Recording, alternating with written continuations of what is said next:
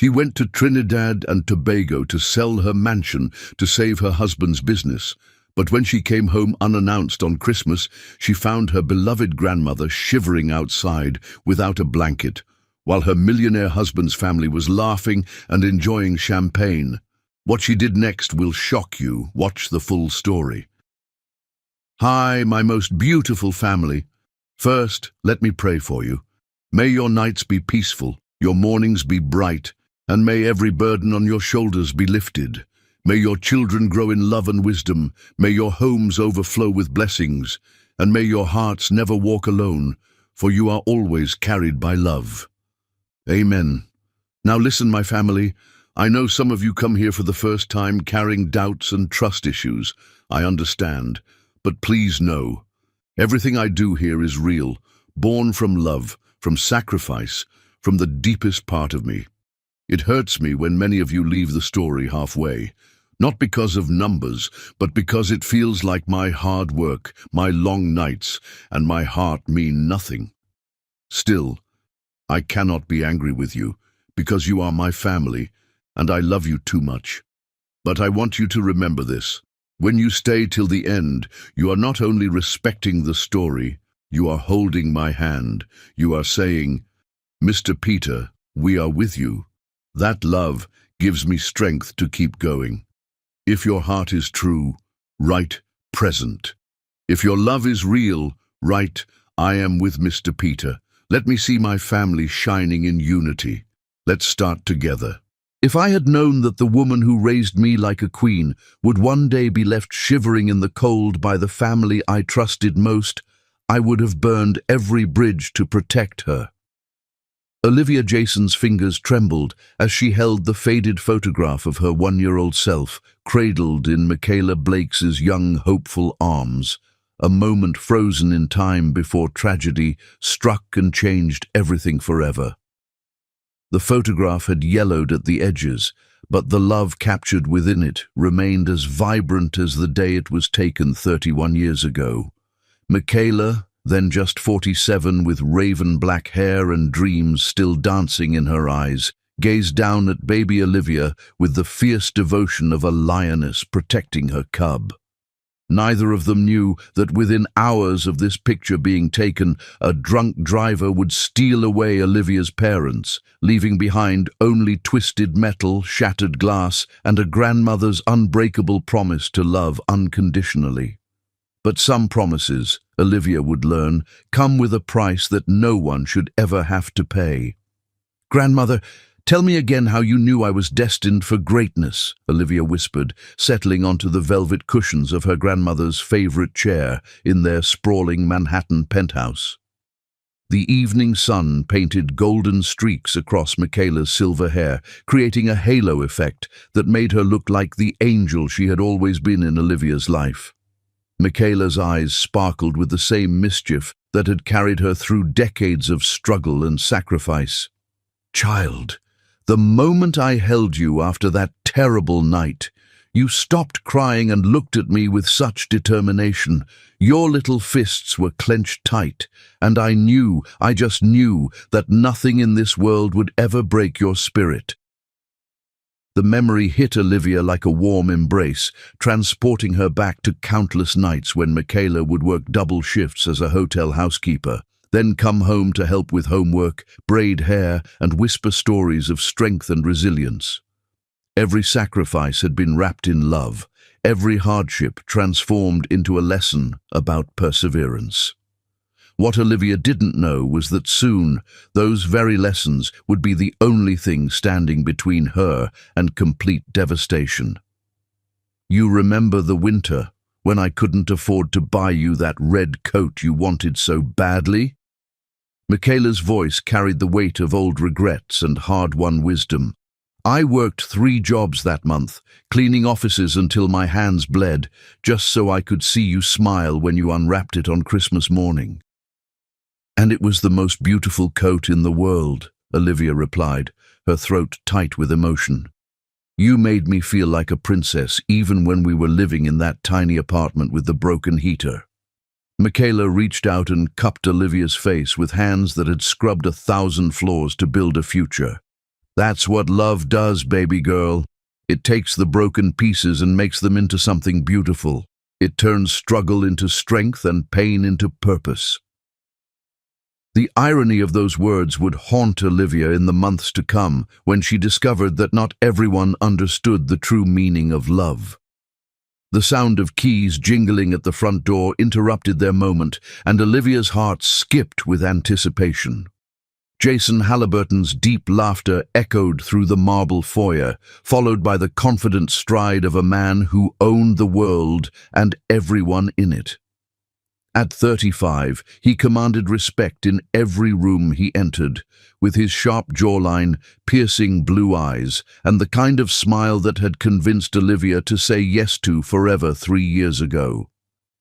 "Ladies, I hope you're ready for a celebration," Jason announced as he swept into the living room, his Armani suit still crisp despite a long day of conquering Wall Street.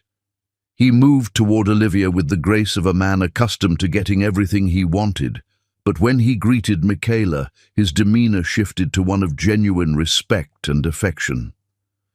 "Mrs. Blakes, you look more radiant every day," he said, taking her hand and placing a gentle kiss on her knuckles. The gesture never failed to make Michaela smile, and Olivia's heart swelled with love for a man who understood the importance of honoring the woman who had shaped her world. Little did she know that in just a few short months, this same man would stand by silently while his family treated her grandmother like a servant, unworthy of basic human dignity. "What are we celebrating, sweetheart?" Olivia asked, rising to meet Jason's embrace. His arms enveloped her with the security she had craved since childhood, the promise that she would never be abandoned again, never be left to face the world alone. "The Morrison deal closed today, $30 million in profit, and it's all thanks to my brilliant wife's negotiation skills," Jason announced, spinning Olivia around until she laughed with pure joy. "We're officially in the billionaire club now, baby." Michaela clapped her hands together, her face beaming with pride. "Oh, my beautiful granddaughter, look how far you've come. From that tiny apartment to this magnificent life, it's like watching a flower bloom into something extraordinary." The celebration that followed was filled with champagne, laughter, and dreams of an even brighter future. Jason spoke of expanding their empire, buying a house in the Hamptons, maybe starting a family of their own. Michaela shared stories of her own humble beginnings, weaving tales of resilience that painted their success as something sacred, a testament to the power of love and determination. But success, as Olivia would soon discover, can be as fragile as the heart that fights to protect it. As the evening wound down and Michaela excused herself to rest, Olivia and Jason sat together on their private balcony overlooking the glittering Manhattan skyline. The city sprawled before them like a kingdom they had conquered together, each light representing dreams they had turned into reality through sheer will and unwavering partnership. "Do you ever think about how different life would be if I hadn't met you?" Olivia asked, her head resting against Jason's shoulder as his fingers traced gentle patterns along her arm. "Every single day," he replied, his voice thick with emotion. "You saved me, Olivia. Before you, I was just another rich man with more money than sense.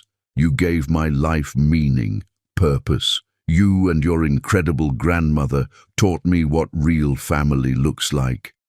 The sincerity in his words wrapped around Olivia's heart like a warm blanket, confirming what she had always believed, that their love was strong enough to weather any storm, overcome any obstacle, conquer any challenge that dared to threaten their happiness. If only she had known that the greatest threat to their love would come from within Jason's own family, and that her beloved grandmother would pay the ultimate price for Olivia's trust in people who saw kindness as weakness and loyalty as something to be exploited. As they sat together under the stars, planning a future that seemed as infinite as the night sky above them, Neither Olivia nor Jason could have imagined that in just a few short months their fairy tale would crumble, leaving behind only the unbreakable bond between a grandmother and granddaughter and the devastating question of whether love could truly conquer all. The photograph that had started their evening of memories lay forgotten on the coffee table, a silent witness to the innocence that would soon be lost forever. Chapter 2. When Fortune Fades. The call that destroyed everything came at 3:47 a.m. on a Tuesday, piercing through the silence of their bedroom like a bullet through glass. Olivia watched her husband's face transform from peaceful sleep to absolute horror as the voice on the other end delivered news that would strip away everything they had built together in a matter of seconds. "What do you mean the accounts are empty?" Jason's voice cracked like a teenager's, his hands shaking so violently that the phone nearly slipped from his grasp. The confident businessman who had conquered Wall Street just hours earlier had vanished, replaced by a broken man staring into the abyss of financial ruin. Olivia's heart hammered against her ribs as she listened to fragments of the conversation.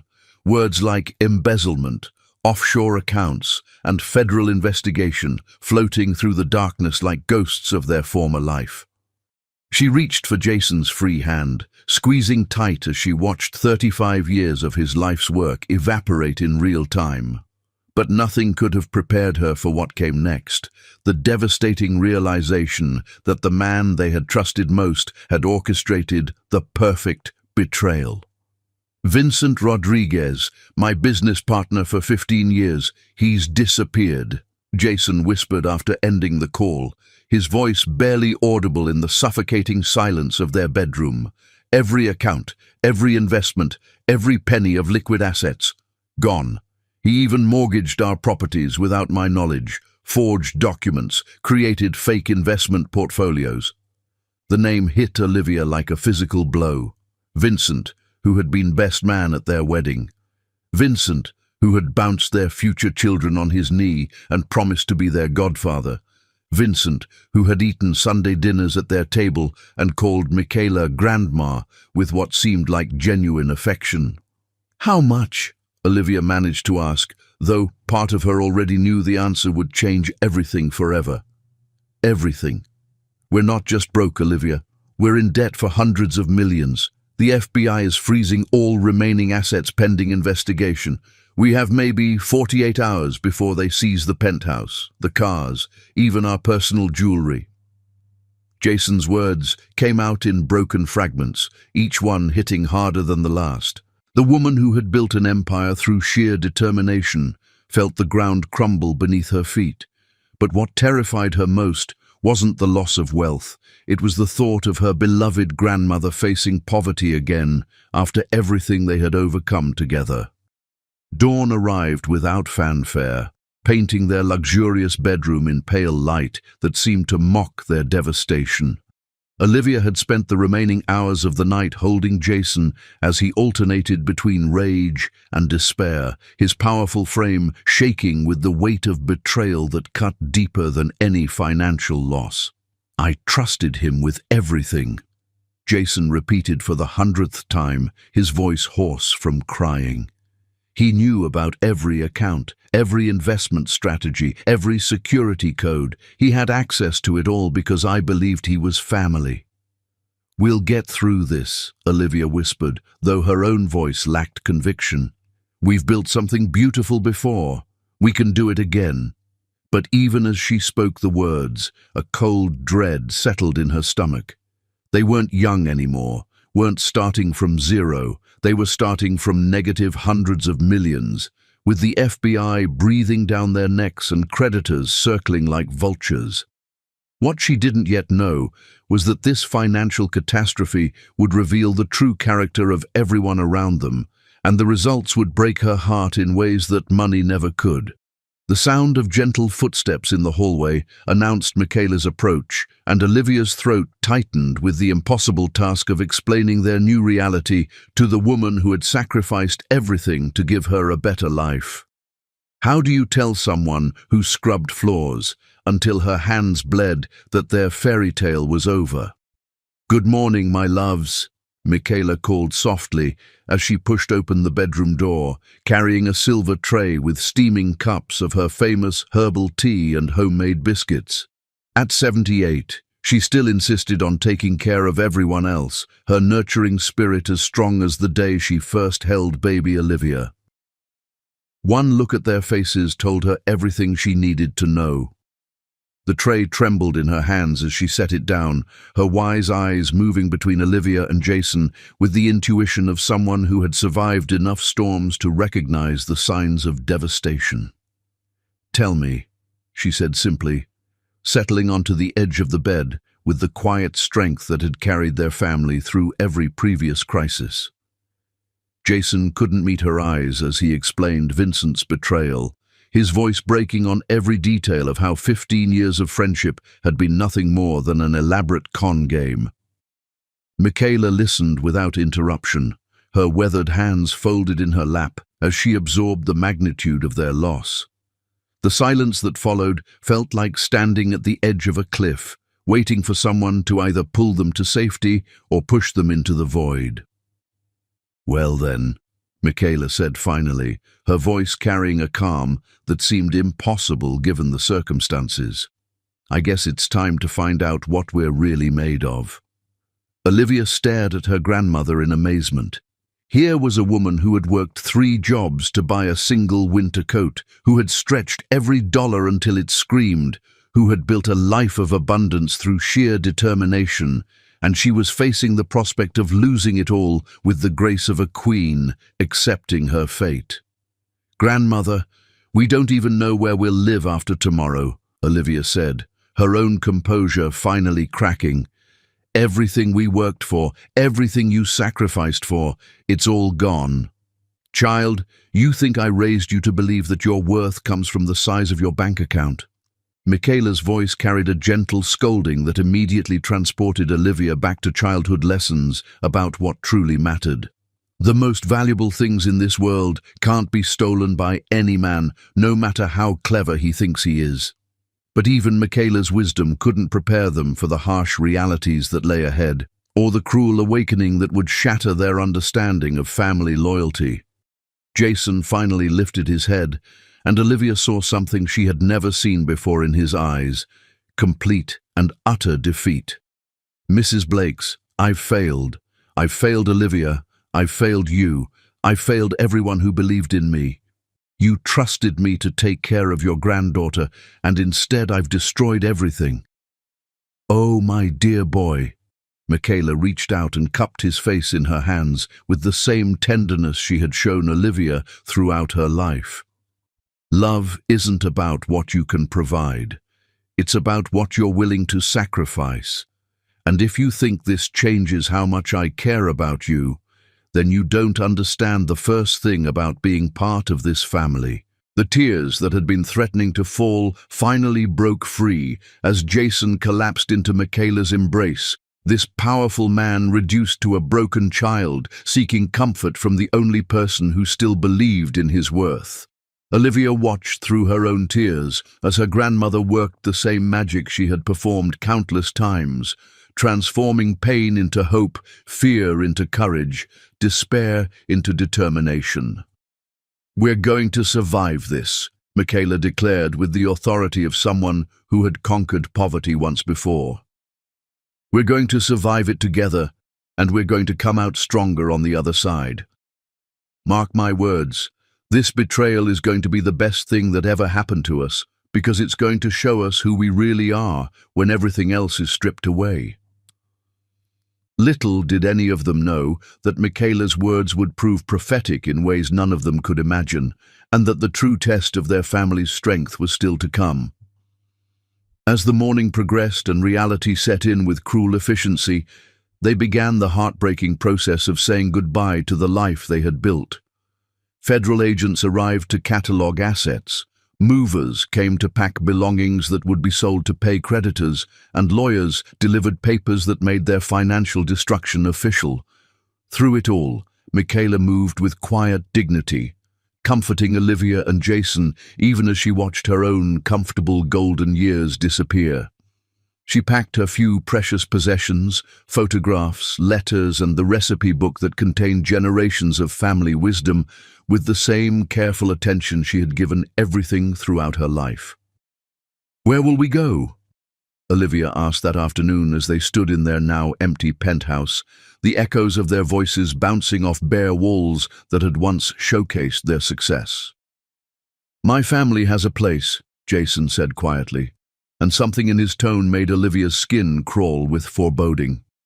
"It's not much, but it's something. My brother Derek owns several rental properties.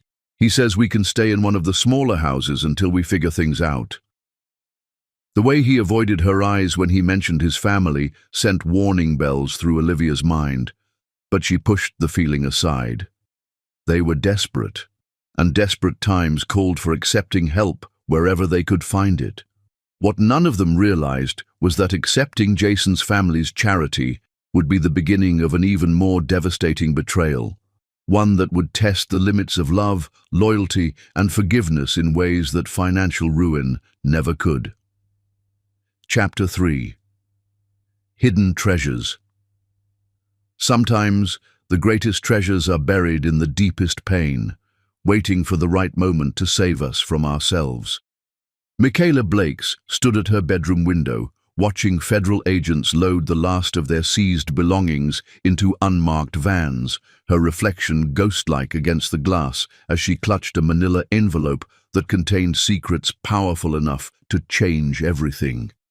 For 78 years, she had carried the weight of her late son-in-law's final gift, sworn to secrecy by a promise made to a dying man who had loved his daughter more than life itself. But as she watched her granddaughter's world crumble piece by piece, Michaela knew the time had come to break that promise and reveal the truth that could either save their family or destroy the last precious memories they had left. The envelope trembled in her arthritic hands as she traced the faded ink that spelled out, "For Olivia's darkest hour," in her son-in-law's careful script. Marcus Wellington had been more than just Olivia's father. He had been the son Michaela never had, a man whose generosity and foresight had reached across 3 decades to offer salvation in their moment of greatest need. But revealing this secret meant opening wounds that had never fully healed and risking the discovery of truths that some people weren't meant to know. "Grandmother, are you ready?" Olivia's voice drifted through the door, heavy with exhaustion and grief. They had exactly 30 minutes before the federal marshals would escort them from the only home Michaela had known for the past decade, forcing them into the uncertain mercy of Jason's family. "Come in, baby girl," Michaela called, turning away from the window as Olivia entered with red-rimmed eyes and the hollow expression of someone who had lost everything they thought defined them. "I need to show you something that your father wanted you to have, but only when you truly needed it." Olivia's breath caught at the mention of the father she barely remembered, and Michaela's heart broke a little more at the desperate hope that flickered in her granddaughter's eyes. After 31 years, Marcus Wellington was about to speak from beyond the grave, offering his daughter the lifeline she never knew existed. "Daddy left something for me," Olivia whispered, sinking onto the bed beside Michaela with the fragility of someone afraid to hope too much. "Your father was many things, a dreamer, a romantic, a man who believed that love could conquer any obstacle." Michaela's voice carried the weight of old memories and carefully guarded secrets. But most importantly, he was a planner who understood that life has a way of testing us when we least expect it. She placed the envelope in Olivia's hands, watching as her granddaughter's fingers traced the familiar handwriting with reverent wonder.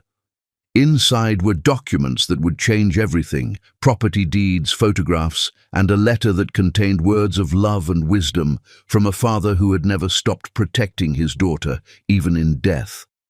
What Olivia would discover in that letter would force her to make the most difficult choice of her life: sacrifice her father's legacy to save her husband's future, or hold on to the past while watching their present crumble to dust. "Trinidad and Tobago," Olivia read aloud, her voice barely above a whisper as she studied the official documents with growing amazement. Daddy owned a mansion in Trinidad and Tobago. Not just any mansion, child, the most beautiful estate on the island, built with love and dreams of a future that was stolen too soon. Michaela reached into a jewelry box and pulled out a small photo album that she had hidden for over 3 decades, its pages yellowed, but its contents still vibrant with memories. The first photograph took Olivia's breath away. A sprawling white mansion with colonial architecture, surrounded by lush tropical gardens and overlooking crystal blue waters that seemed to stretch into infinity. Palm trees swayed in an eternal breeze, and flowering vines climbed every available surface, creating a paradise that looked more like a dream than reality. "My God," Olivia breathed, turning page after page to reveal room after magnificent room filled with mahogany furniture, crystal chandeliers, and artwork that spoke of refined taste and unlimited resources. How did Daddy afford something like this? Your father wasn't just any man, baby girl. He was Marcus Wellington of the Wellington shipping empire. Michaela's voice carried pride mixed with old grief.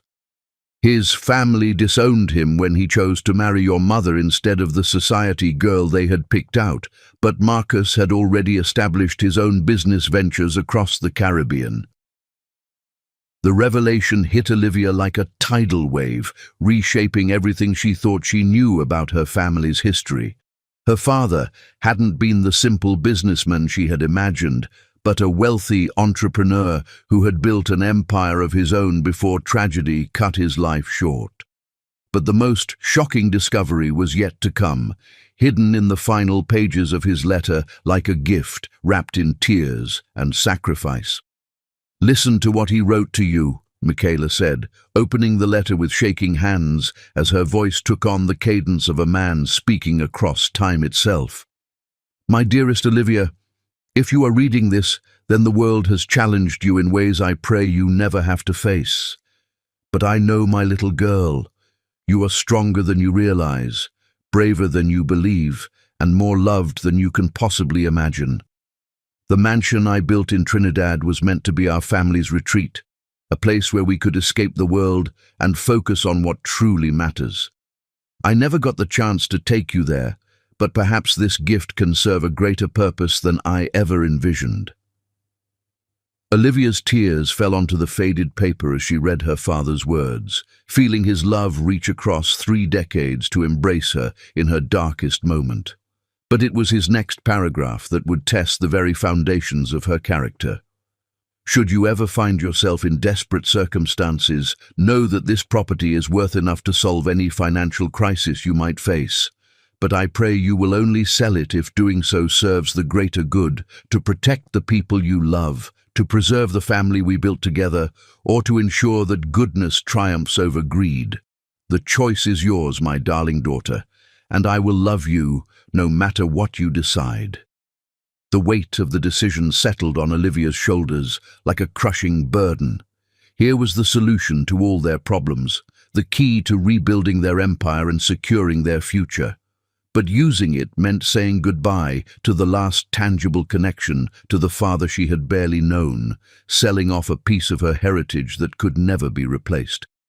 "The property is worth approximately $40 million in today's market," Michaela said quietly, her voice steady despite the magnitude of what she was revealing.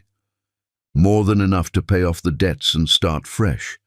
But once it's sold, it's gone forever, along with the dreams your father had of taking you there someday." Olivia stared at the photographs through her tears, imagining what it would have been like to walk those halls with her father, to sit in that garden and listen to his stories, to understand the man who had created this paradise with hopes of sharing it with his family.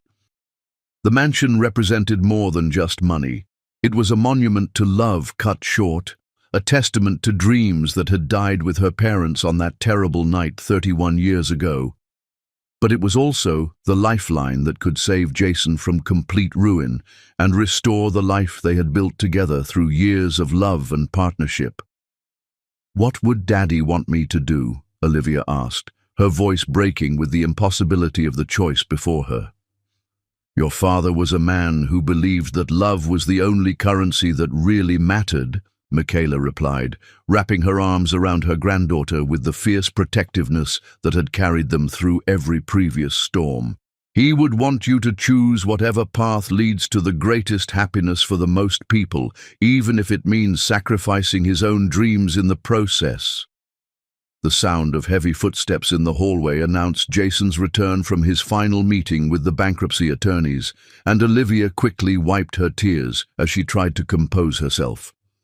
"How do you tell the man you love that salvation exists, but only at the cost of everything that connects you to your past?" "Ladies, we need to go." Jason's voice carried exhaustion and defeat as he appeared in the doorway, his once proud shoulders bowed under the weight of failure. "Derek is waiting with the truck to take us to the rental house. It's not much, but at least it's shelter." Olivia looked at the photographs one more time, then at her grandmother's wise, loving face, and finally at her husband's broken expression. In that moment, she understood what love really meant. Not the fairy tale romance of their wealthy years, but the raw, painful willingness to sacrifice everything for the people who mattered most. "Jason, wait," she said, her voice steady with newfound resolve. "I need to show you something. We need to talk about Trinidad and Tobago." The confusion in his eyes gradually transformed into wonder, then hope, then devastating gratitude as she explained her father's gift and the impossible choice it represented. By the time she finished speaking, they were both crying. For the father, Olivia had lost. For the future, they had nearly lost. And for the love that had given them a second chance at everything they thought was gone forever. But neither of them could have imagined the price that Michaela would pay for Olivia's generous heart, or the betrayal that was waiting for them in the shadows of Jason's family's false kindness. Some gifts, they would learn, come with costs that can't be calculated in dollars and cents, costs that are measured in dignity, respect, and the breaking of hearts that have loved too deeply to protect themselves from the cruelty of those they trusted most. As they gathered the last of their belongings and prepared to leave their old life behind, none of them suspected that this moment of hope and possibility was also the beginning of their greatest test yet, a trial that would determine whether love truly could conquer all, or whether some betrayals were too deep to forgive. Chapter 4. The journey begins. The sound that shattered the pre-dawn silence wasn't just a cough. It was the desperate wheeze of lungs fighting for every breath, rattling through the thin walls of Derek Halliburton's rental house like a death knell that would haunt Olivia's dreams for years to come. She bolted upright in the narrow bed she now shared with Jason, her heart hammering as she realized that her grandmother's condition had taken a terrifying turn for the worse. "Michaela!" Jason's panicked shout echoed through the cramped house as he raced toward the tiny back bedroom where Olivia's grandmother had been relegated, their footsteps thundering across the warped hardwood floors that creaked with every movement. What they found when they burst through the door would forever change their understanding of how quickly life could shift from hope to desperation. Michaela sat hunched on the edge of her narrow cot, her usually pristine silver hair disheveled as violent coughing spasms racked her frail frame. Each breath came in short, labored gasps that seemed to scrape against her lungs like broken glass, and the normally warm brown of her skin had taken on an alarming grey pallor that spoke of a body pushed beyond its limits. But it was the flecks of blood on the tissue in her trembling hands that sent ice-cold terror racing through Olivia's veins, transforming their financial crisis into something far more devastating, the possible loss of the only parent she had ever truly known. "I'm calling an ambulance," Olivia declared, already reaching for her phone, with hands that shook so violently she could barely dial. The events of the past week had pushed them all to their breaking points, but seeing her invincible grandmother reduced to this fragile state shattered every remaining piece of her composure. No, baby girl, Michaela managed between coughing fits, her voice barely a whisper, but carrying the authority that had guided Olivia through every crisis of her life. It's just stress and exhaustion. I've survived worse than this, and I'm not about to let some temporary weakness stop us from getting back on our feet. The lie was as transparent as morning glass, but Olivia recognized the stubborn pride that had carried Michaela through decades of struggle. Her grandmother would rather suffer in silence than become a burden, would rather pretend strength than admit vulnerability, would rather sacrifice her own well-being than complicate their already impossible situation. What none of them realized was that this moment of crisis would catalyze a decision that would separate the family at precisely the moment when they needed each other most. Jason knelt beside Michaela's cot with gentle hands and desperate eyes, his voice thick with guilt and concern as he checked her pulse and temperature with the careful attention of a man who had come to love her like his own grandmother. "Mrs. Blakes, you need medical attention. This isn't just stress, you're burning up with fever." "I've been working since I was 14 years old," Michaela replied with a weak smile that didn't quite reach her eyes. "A little cough isn't going to defeat me now. Besides, we have more important things to worry about than an old woman's complaints." The casual dismissal of her own suffering hit Olivia like a physical blow, highlighting just how much their changed circumstances had cost them all. In their penthouse, Michaela would have had the best medical care money could buy. Now, in this cramped rental house with its broken heating system and thin walls, even basic comfort seemed like an unattainable luxury. "Grandmother, you are not just an old woman," Olivia said fiercely, sitting on the edge of the cot and pulling Michaela into her arms with the desperate need to provide protection and warmth. "You are the strongest person I've ever known, and that's exactly why I'm so scared right now. If you're showing weakness, then something is seriously wrong." The admission hung in the air between them like a prayer, and a fear rolled into one impossible truth. For 3 decades, Michaela had been the unshakable foundation upon which Olivia had built her entire world. The thought of losing that anchor just when everything else had already crumbled was more terrifying than any financial ruin could ever be. But sometimes, the cruelest twist of fate can also become the catalyst for the greatest acts of love and sacrifice. "Listen to me, both of you," Michaela said, her voice gaining strength as she summoned the authority that had commanded respect in boardrooms and broken down barriers throughout her life. "We have been given a gift, your father's property in Trinidad, and we cannot let fear or sentimentality prevent us from using it to rebuild our lives." She turned to Olivia with eyes that still held the fire of determination despite her physical weakness, and in that gaze was every lesson she had ever taught about courage in the face of adversity. "You need to go to Trinidad, handle the sale of that property, and secure our future. This is what your father would have wanted, his legacy used to protect the family he loved more than life itself." "I'm not leaving you like this," Olivia protested, even as part of her recognized the wisdom in her grandmother's words. The property sale required personal attention, legal expertise, and negotiation skills that couldn't be handled remotely. But the thought of abandoning Michaela while she was so obviously ill felt like the worst kind of betrayal. "And I'm certainly not letting her go alone," Jason added, his arm tightening protectively around Olivia's shoulders. "If she goes to Trinidad, I go with her. We're partners in everything, remember?" The look that passed between Michaela and Jason in that moment carried years of unspoken understanding and mutual respect, but it also held a conversation that Olivia wasn't privy to, an exchange that would prove crucial in the days to come. "Jason, my dear boy, your place is here," Michaela said gently but firmly, her weathered hands reaching out to cup his face with maternal affection. "Olivia is strong enough to handle the business side of things, but I need someone here to take care of me, to make sure I'm following doctor's orders and getting proper rest." Something flickered in Jason's eyes, relief, gratitude, and perhaps something else that Olivia couldn't quite identify. "Of course, Mrs. Blakes. I would be honored to take care of you while Olivia is away.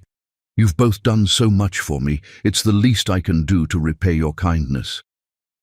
The sincerity in his voice brought tears to Olivia's eyes, reaffirming her belief that she had married a man of genuine character and deep compassion.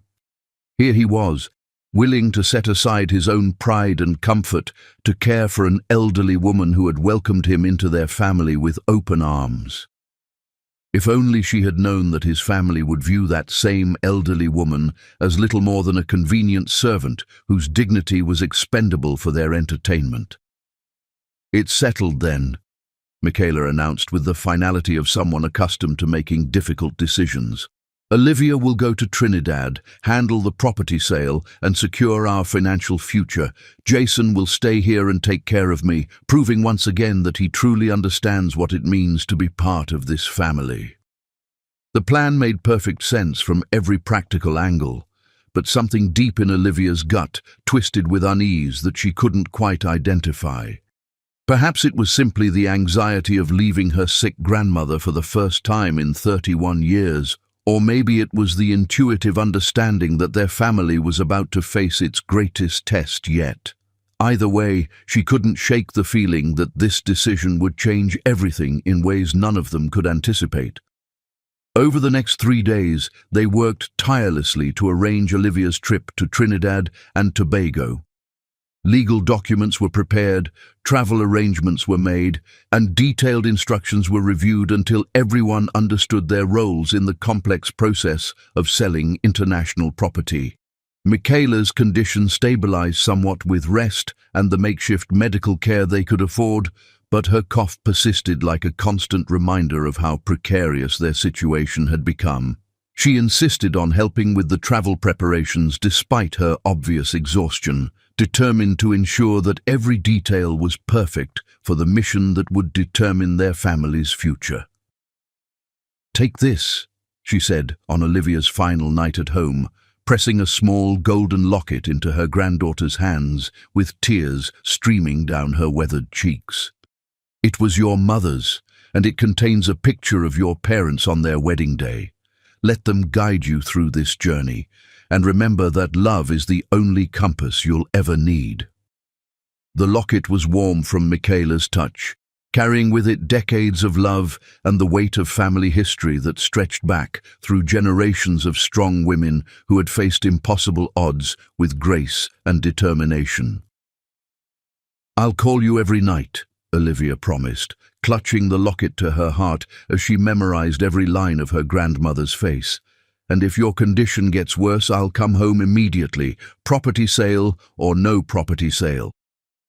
"You'll do no such thing," Michaela replied with mock sternness, though her smile was filled with pride and love.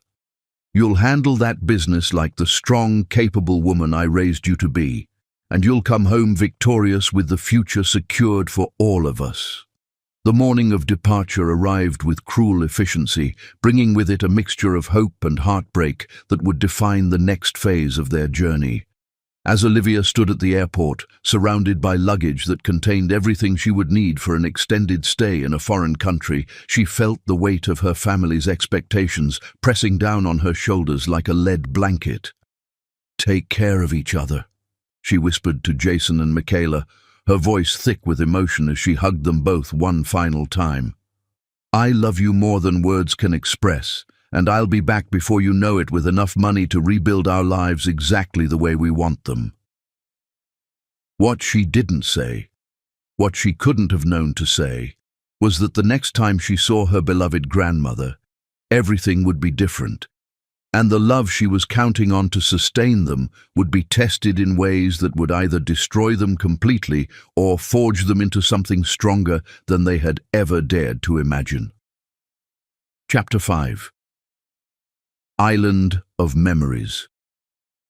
The first thing that struck Olivia as she stepped off the plane in Trinidad was the overwhelming sensation of coming home to a place she had never been, as if her father's love had somehow infused the very air with memories that predated her birth. The tropical breeze carried scents of frangipani and sea salt that awakened something deep in her soul, a recognition so profound that it brought tears to her eyes before she had even left the airport. But nothing could have prepared her for the moment she first laid eyes on her father's mansion, rising from the hillside like a monument to dreams that had been interrupted but never truly died.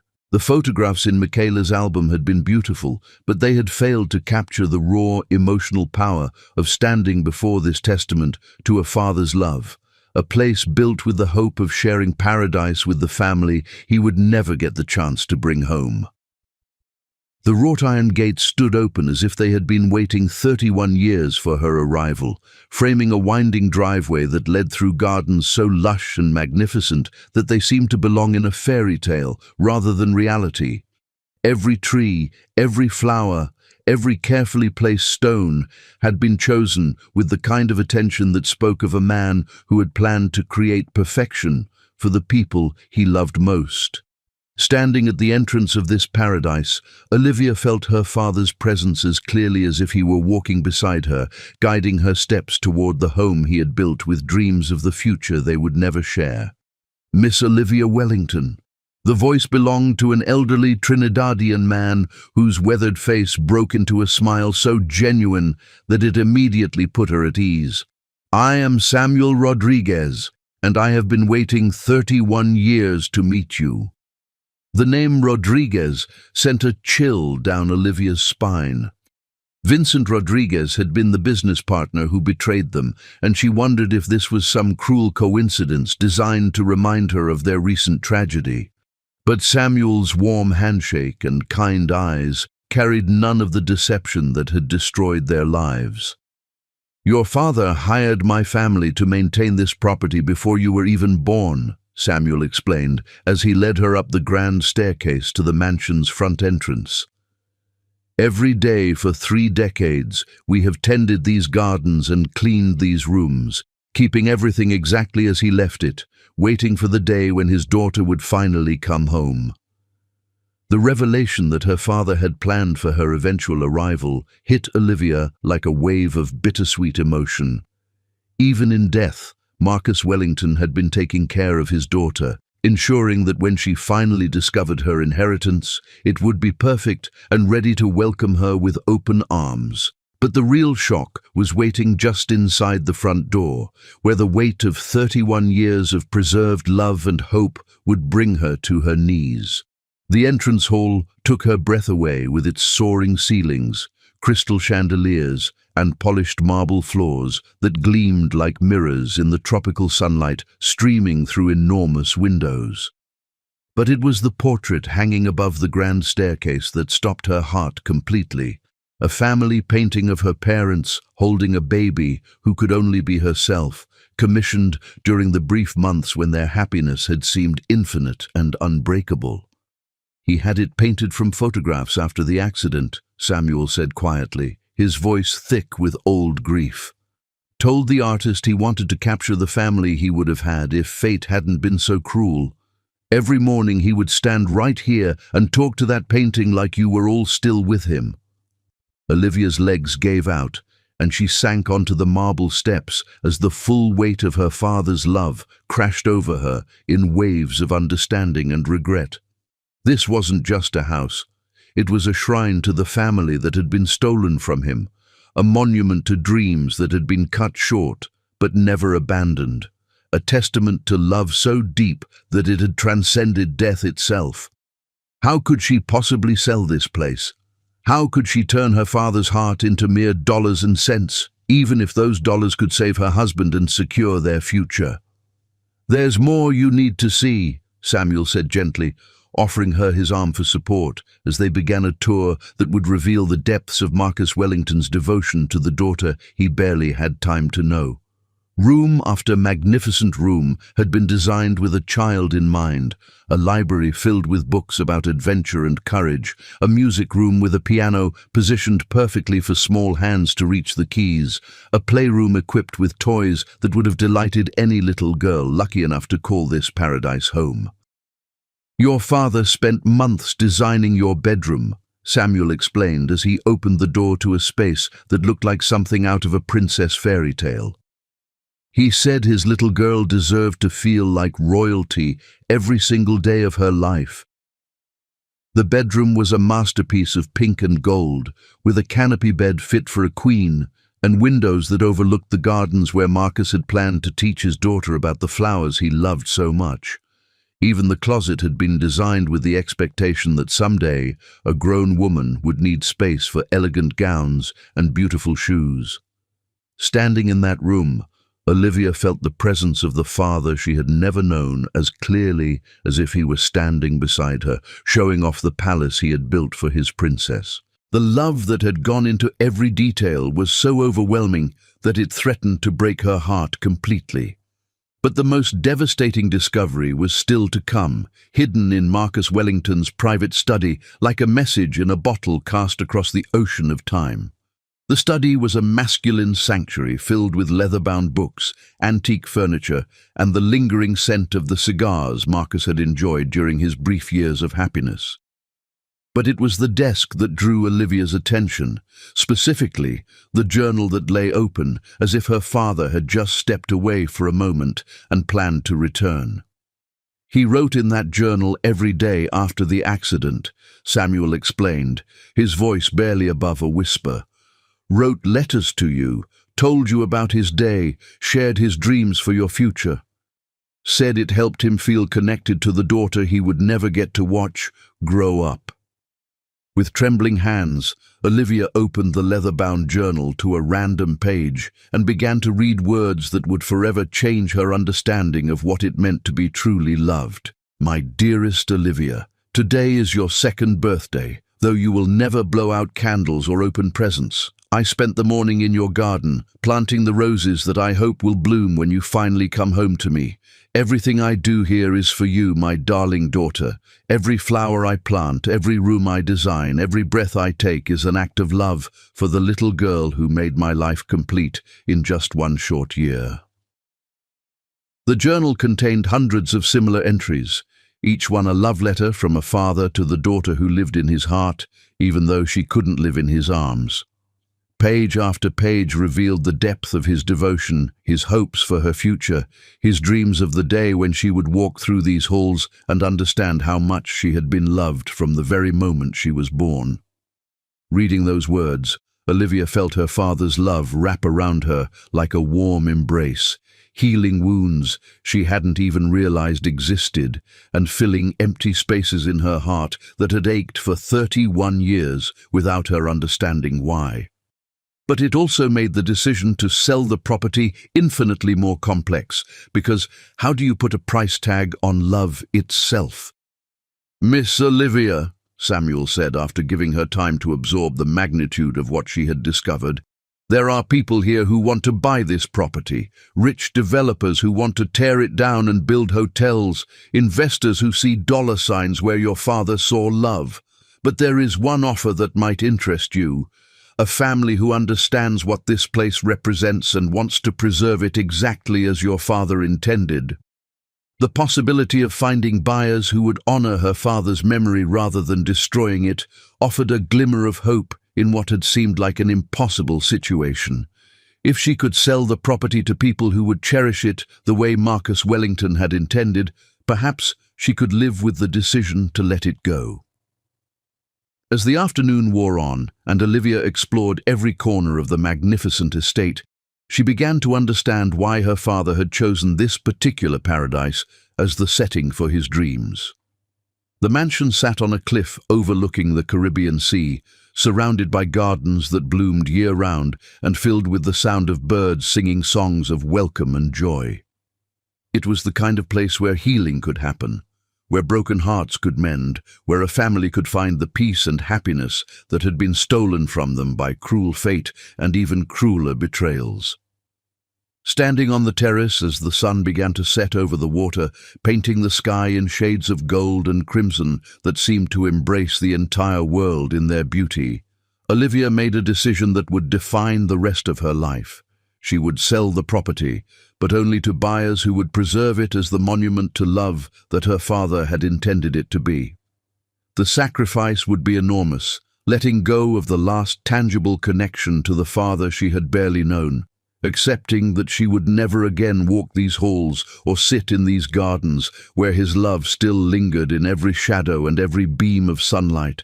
But love, she realized, wasn't about holding on to things. Love was about letting them go, when doing so served a greater purpose, even if that purpose came at the cost of your own heart breaking into a million pieces. As she prepared for the complex negotiations that would determine their family's future, Olivia had no way of knowing that back home, her beloved grandmother was facing her own sacrifice, one that would test the very foundations of dignity, respect, and human decency in ways that would forever change their understanding of what family really means. The paradise her father had built with love was about to save them financially, but the price of that salvation would be paid in currency far more precious than money could ever be. Chapter 6. Shadows in Paradise. The transformation began exactly 24 hours after Olivia's plane disappeared into the clouds above New York, as if Jason's family had been counting down the minutes until they could finally drop their masks and reveal the true faces that had been hiding beneath years of carefully constructed politeness.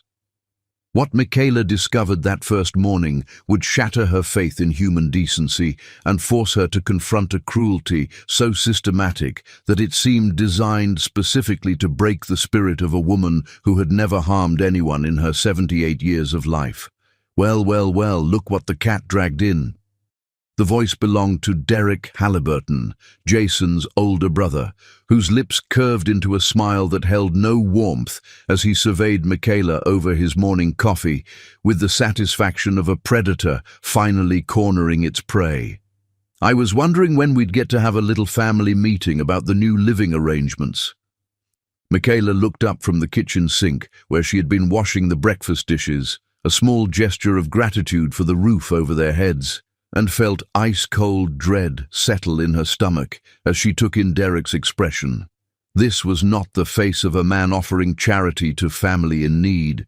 This was the face of someone who had been waiting for the perfect opportunity to exercise power over those he considered beneath him.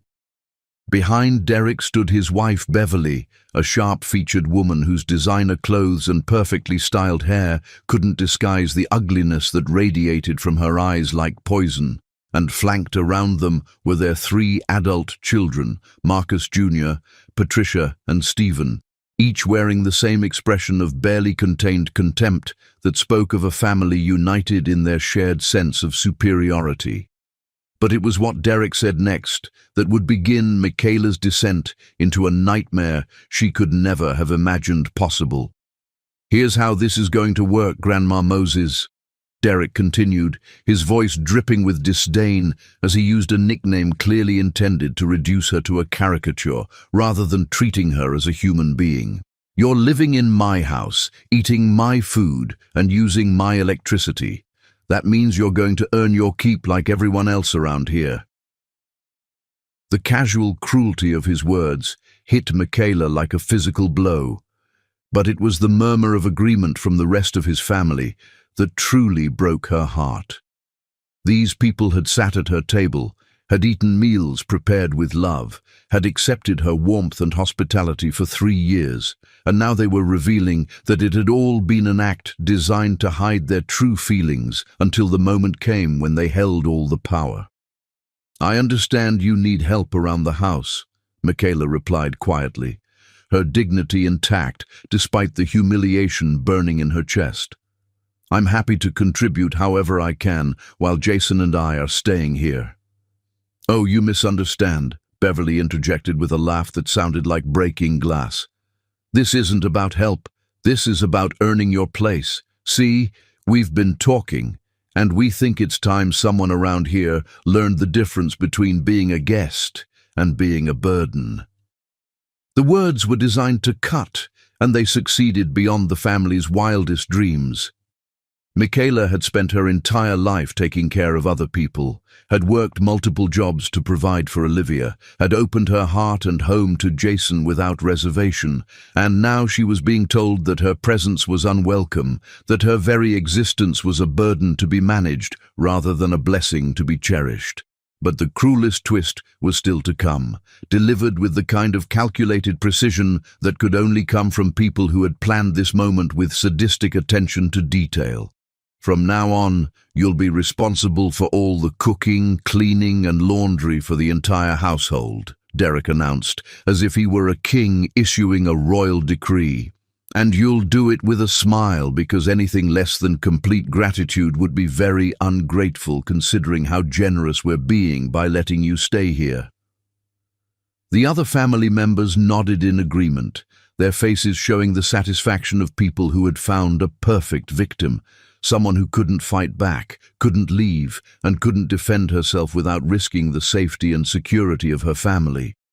"And where exactly is Jason during this generous offer of yours?" Michaela asked, her voice steady despite the rage building in her chest like a volcano preparing to erupt. "Oh, our dear brother is out looking for work," Patricia replied with mock sympathy.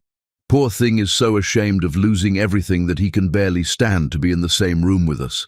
Spends most of his time driving around, trying to find someone willing to hire a failed businessman with a criminal investigation hanging over his head." The revelation that Jason was avoiding his family, and by extension avoiding her, hit Michaela harder than any insult they could have hurled. The man she had come to love like a son, the man who had promised to take care of her while Olivia was away, was abandoning her to face this humiliation alone. But even that betrayal paled in comparison to what happened next, when the family's true nature revealed itself in ways that would haunt Michaela's dreams for months to come. "There's just one more teensy little thing," Beverly said with false sweetness, her voice taking on the tone of someone delivering the final blow in a carefully orchestrated attack. "We've decided that the master bedroom would be much better suited for Marcus Jr. and his new girlfriend. You'll be moving to the storage room in the basement. It's small, but it should be perfectly adequate for someone in your position." The storage room. They wanted to put a 78-year-old woman who had spent her life caring for others into a basement storage room like she was an unwanted piece of furniture to be hidden away from decent society. The last shreds of Michaela's composure finally cracked, and she set down the dish towel with hands that shook not from age but from fury so pure it threatened to consume everything in its path. "I may be staying in your house," she said, her voice carrying the authority of someone who had raised a granddaughter from baby to businesswoman through sheer force of will and unconditional love. "But I am not your servant, and I will not be treated like one." The silence that followed felt like the moment before lightning strikes, pregnant with electricity and the promise of devastation. Then Derek's laughter filled the kitchen. Not the warm sound of genuine mirth, but the cold, calculating amusement of someone who held all the cards and knew exactly how to play them. "Oh, but I think you will," he said, his voice dropping to a whisper that somehow managed to be more threatening than any shout. "Because if you don't like our very reasonable arrangements, you're welcome to find somewhere else to live. I'm sure there are plenty of homeless shelters that would love to take in an elderly woman with no money, no resources, and no family willing to support her." The threat hung in the air like a sword suspended over Michaela's head, and everyone in that kitchen knew that Derek held the power to make good on every word. Without Jason's protection, without Olivia's financial support, Michaela was completely at their mercy, a fact they intended to exploit to its fullest extent. "Of course," Beverly added with mock concern, "we'd hate for Olivia to come home and find out that her beloved grandmother had been forced onto the streets because she was too proud to accept help from family. That might interfere with her concentration while she's trying to save everyone with that property sale." The manipulation was so expertly crafted that Michaela almost admired its precision. They had identified her greatest weakness, her love for Olivia, and were using it as leverage to ensure her compliance with their degrading demands. Standing in that kitchen, surrounded by people who saw her as nothing more than an opportunity to exercise cruelty, Michaela made a choice that would define the next phase of her life. She would endure whatever they threw at her, would absorb their insults and degradation without complaint, because protecting Olivia's mission was more important than protecting her own dignity. But as she picked up the dish towel and returned to her work with shoulders squared against the storm of humiliation that was about to descend upon her, Michaela had no way of knowing that her sacrifice would ultimately become the catalyst for a reckoning that would test every relationship in their family and force everyone to confront the difference between love and loyalty, between charity and cruelty, between the people they pretended to be and the people they truly were beneath the surface. The war for Michaela's dignity had begun, and the casualties would include not just her own self-respect, but the very foundation of trust upon which their entire family had been built. Over the following days, the systematic campaign of degradation began in earnest, with each family member contributing their own special brand of cruelty to the collective effort to break down a woman whose only crime had been trusting in the basic decency of people she had considered family. They criticized every meal she cooked, every room she cleaned, every gesture of service she provided. They spoke about her in the third person while she was standing right there, discussing her as if she were a piece of furniture whose presence was barely tolerable. They assigned her increasingly degrading tasks designed to remind her of her powerlessness and their complete control over her daily existence. And through it all, Jason remained conspicuously absent, showing up only long enough to grab food and disappear again into whatever refuge he had found from the reality of what his family was doing to the woman who had loved him like a son. The basement storage room they had assigned to Michaela was a concrete cell barely large enough for a single bed, with no windows, no heating, and the constant sound of pipes groaning overhead like the building itself was in pain. It smelled of mildew and neglect, and the single bare bulb that provided light flickered constantly, creating an atmosphere more suited to punishment than rest. But even in that degrading environment, Michaela maintained the dignity that had carried her through 78 years of challenges, keeping her small space clean and organized, saying her prayers each night and holding on to the hope that somehow love would find a way to triumph over the cruelty that had invaded their lives.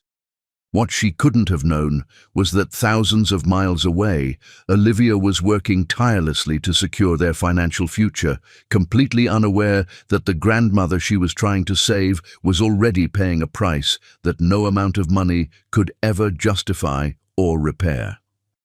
Chapter 7. The Coldest December. Success tasted like champagne and victory, but as Olivia signed the final papers that would transfer her father's beloved mansion to the Rodriguez family, distant cousins who promised to preserve every room exactly as Marcus Wellington had intended, she had no idea that her triumph was being paid for with her grandmother's tears, frozen on the concrete floor of a basement that had become a prison of cruelty and systematic humiliation. $42 million. Announced Mr. James Rodriguez, the family patriarch whose genuine reverence for her father's legacy had made him the perfect buyer despite other offers that were significantly higher. Your father would be proud, Miss Wellington. This property will remain a monument to love for generations to come. The irony would have been crushing if Olivia had known it. While she was preserving one monument to love, the people she trusted most were systematically destroying another. The beautiful, dignified woman who had sacrificed everything to ensure that love could flourish in the first place. Standing in the Trinidad sunshine with a check that would solve all their financial problems, Olivia felt her father's presence one final time as a warm breeze seemed to embrace her with approval and blessing. The sale had taken exactly 40 days, just as she had promised, and she would be home in time for Christmas with enough money to rebuild their empire and restore their lives to everything they had been before Vincent's betrayal. But some things, once broken, could never be restored, and Michaela's dignity was about to become the ultimate casualty of a family's capacity for cruelty that knew no bounds. 6,000 miles away, in the basement storage room that had become her world, Michaela pulled the thin blanket tighter around her shoulders as another violent coughing fit racked her frail body. The concrete walls seemed to absorb what little heat the flickering bulb provided, and the December cold had settled into her bones with the permanence of despair. Above her head, the sounds of Derek's family celebrating echoed through the floorboards like mockery, laughter, clinking glasses, and the cheerful chaos of people who had everything they wanted, while she had nothing but the dignity they were working so systematically to strip away. 37 days. That's how long she had endured their campaign of degradation, marking each sunrise as another small victory in the war to protect Olivia's mission from the knowledge that would destroy her concentration and possibly her future. But on this particular evening, as the family prepared for another of their elaborate dinner parties upstairs, Michaela was about to discover just how deep human cruelty could go when it was unleashed without restraint or conscience. "Grandma Moses!" Patricia's shrill voice cut through the basement like a knife, followed by the sharp staccato of high heels on wooden stairs. "Get up here. We need you to serve dinner to our guests, and you'd better not embarrass us with your pathetic appearance." The command came with the casual cruelty of someone who had grown comfortable with wielding power over another human being, and Michaela closed her eyes for a moment to summon the strength she would need to endure whatever fresh humiliation awaited her upstairs. What she found in the dining room would have broken the spirit of a lesser woman, but Michaela Blakes had not survived 78 years by allowing other people's cruelty to define her worth. The table had been set for 12 guests with the finest china and crystal that Derek's money could buy, creating an elegant scene of wealth and sophistication. But it was the uniform they had laid out for her that revealed the true depths of their sadistic creativity. A black dress with white apron that looked like something from a period drama about servants and masters, complete with a little white cap that was clearly designed to complete her humiliation. "Put it on!" Beverly commanded with the satisfaction of someone unveiling their masterpiece of degradation. "Our guests are expecting to see proper service tonight, and we can't have them thinking we don't know how to manage our help." The words were chosen with surgical precision to cut as deeply as possible, reducing a woman who had raised a granddaughter to greatness into nothing more than hired help whose presence was barely tolerable in polite society. Standing in that dining room, surrounded by the laughter and conversation of people who saw her suffering as entertainment, Michaela faced a choice that would define everything that followed. She could refuse and risk being thrown out onto the streets, or she could endure one more degradation in the name of protecting Olivia's future.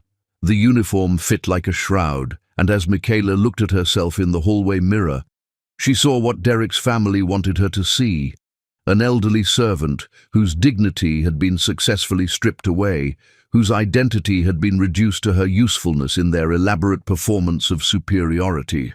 But what they couldn't see, what they were too blinded by their own cruelty to recognize, was that Michaela's dignity came from within, and no uniform could ever touch the core of strength that had carried her through decades of challenge and sacrifice.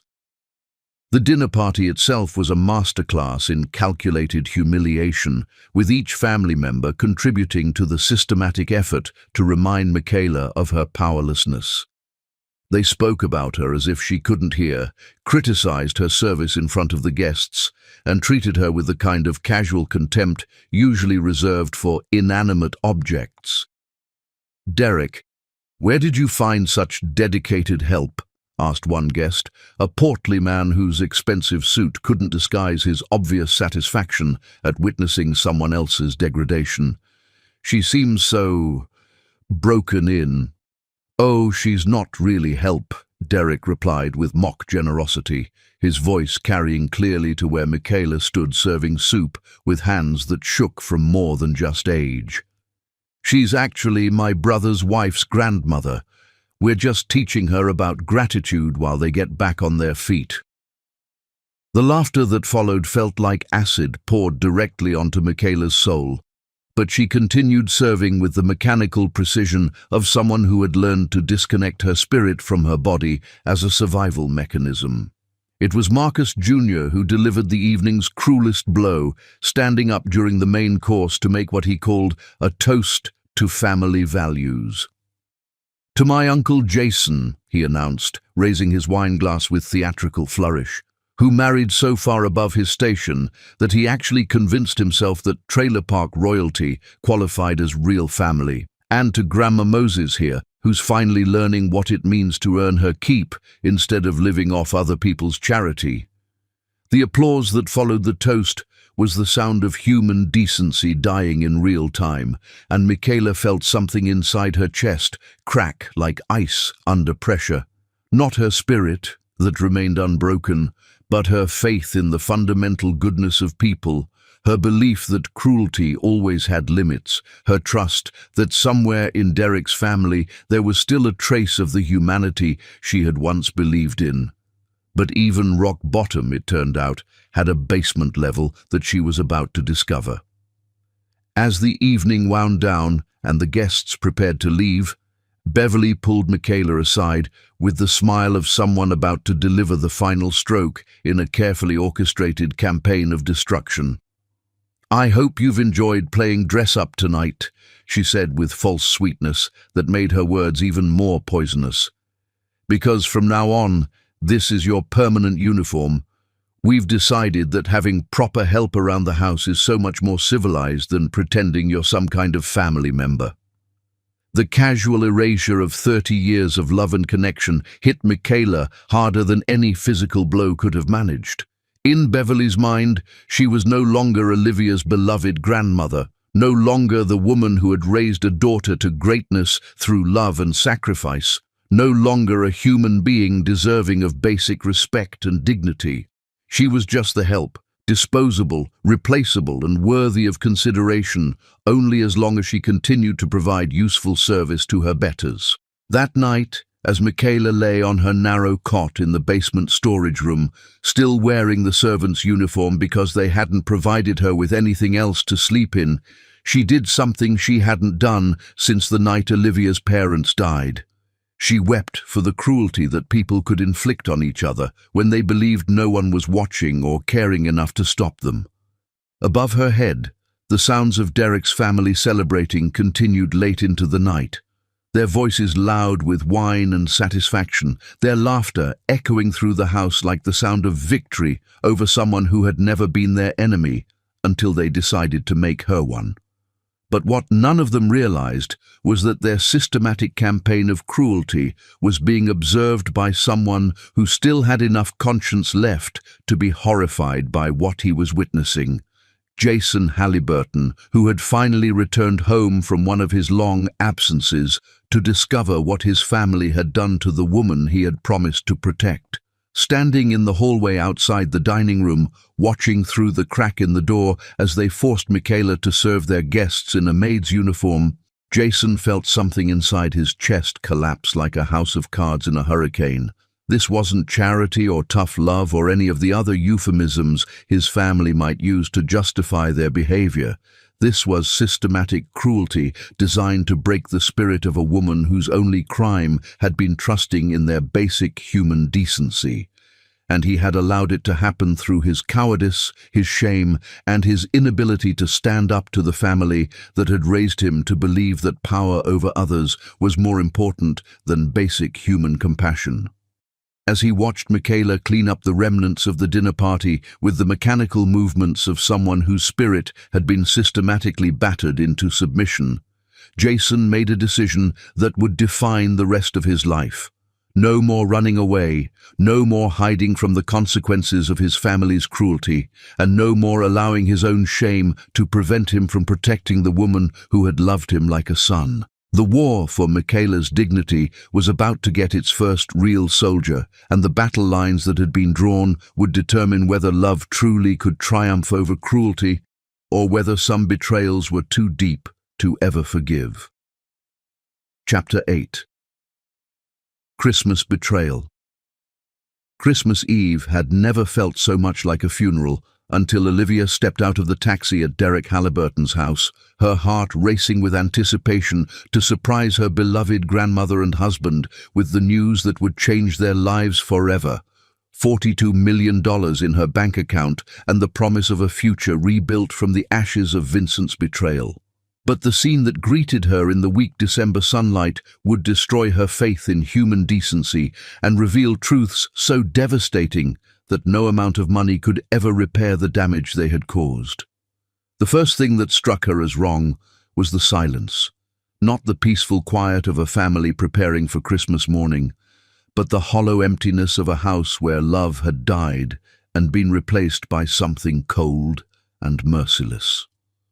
The Christmas decorations that adorned the windows seemed to mock the very idea of peace on earth and goodwill toward men, their cheerful lights creating a grotesque contrast with the darkness that had settled over everything she had once believed about the people she called family.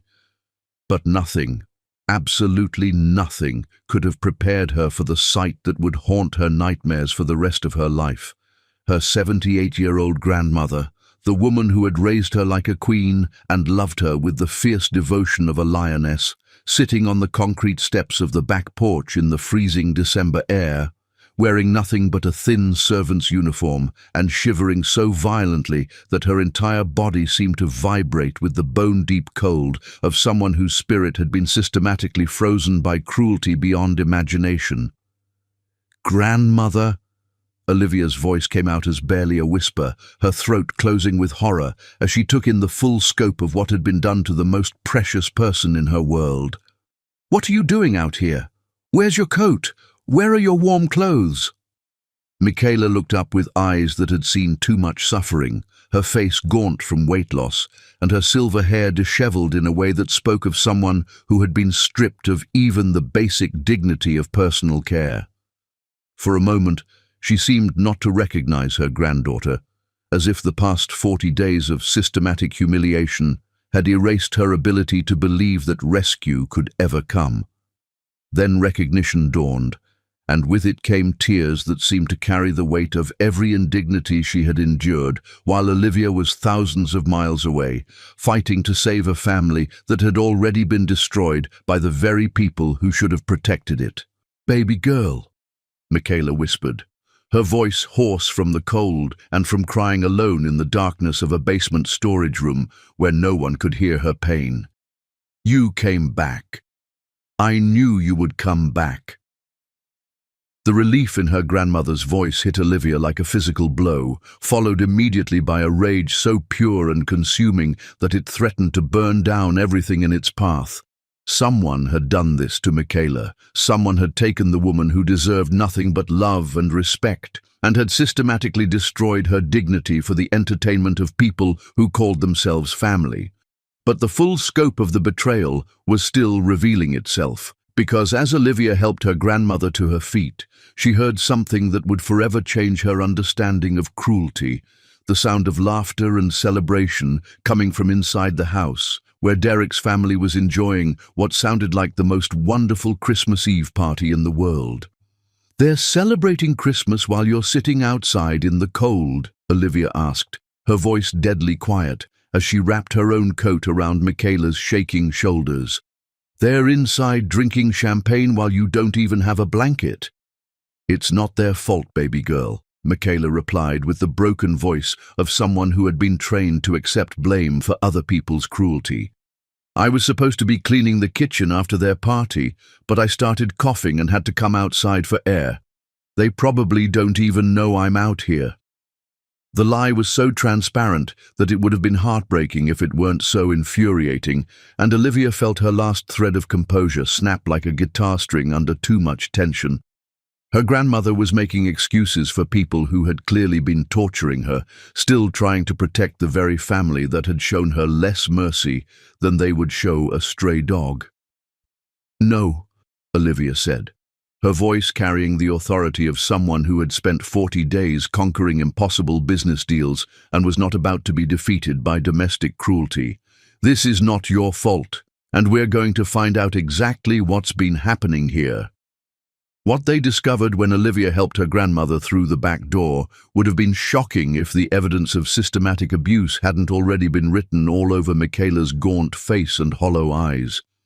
The kitchen looked like the aftermath of a feast for kings, with expensive champagne bottles, crystal glasses, and the remnants of what was clearly a Christmas Eve celebration that had cost more than most families spent on an entire holiday season. In the center of it all sat a pile of dirty dishes that reached nearly to the ceiling, evidence that someone had been expected to clean up after the party while the family members retired to their warm beds and comfortable lives, leaving the work to someone they considered beneath consideration. But it was the servant's uniform hanging on a hook by the back door that finally broke through Olivia's shock and unleashed the full fury of a granddaughter who would burn the world down before allowing anyone to treat her beloved Michaela as less than the queen she had always been. "They made you wear that," she said, her voice so quiet that it seemed to suck all the air out of the room. "They made you dress like a servant and clean up after their parties while you were sick and weak and had no one to protect you." The silence that followed was broken only by the sound of Derek's family's continued celebration in the living room, their voices loud with alcohol and satisfaction as they toasted what was undoubtedly their successful campaign to break the spirit of someone they had decided was unworthy of basic human respect. That laughter, that casual, carefree laughter while Michaela had been suffering in silence just yards away, was the final straw that transformed Olivia from a heartbroken granddaughter into an avenging angel whose wrath would rain down on everyone who had contributed to this systematic campaign of cruelty. "Stay right here, grandmother," Olivia said, her voice carrying a calm that was far more terrifying than any screaming could have been.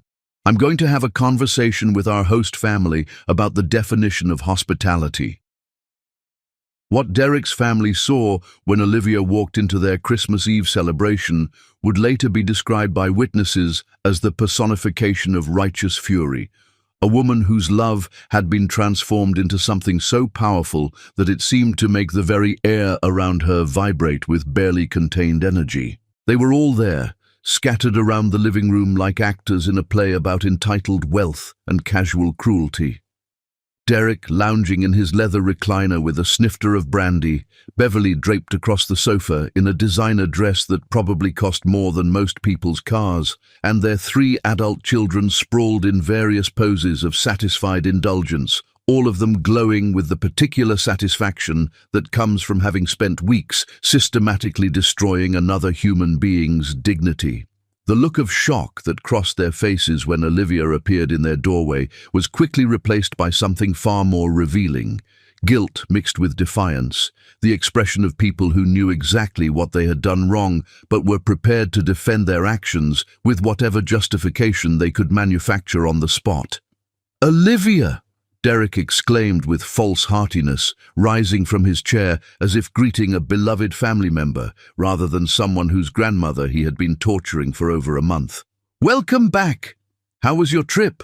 I hope you were successful with that property sale." The casual tone, the pretense of normalcy, the complete absence of any acknowledgement of what she had just discovered, it all combined to create a rage so pure that Olivia felt as if she were looking at the world through a red filter that highlighted every injustice, every cruelty, every betrayal that had been inflicted while she was gone. "I want to hear about my grandmother's living arrangements," she said, her voice cutting through their pretense like a sword through silk. "I want to hear about the basement storage room and the servant's uniform and the dinner parties where you made her wait on your guests like hired help." The silence that followed was so complete that the ticking of Derek's expensive clock sounded like gunshots in the sudden stillness. They had been caught, and they knew it. But what came next would reveal just how deep their cruelty went and how little remorse they felt for what they had done. "Now, Olivia," Beverly began with the tone of someone trying to explain complex matters to a child, "I think you're misunderstanding the situation. Your grandmother needed to contribute to the household, and we simply found ways for her to earn her keep. It was actually quite generous of us." "Generous?"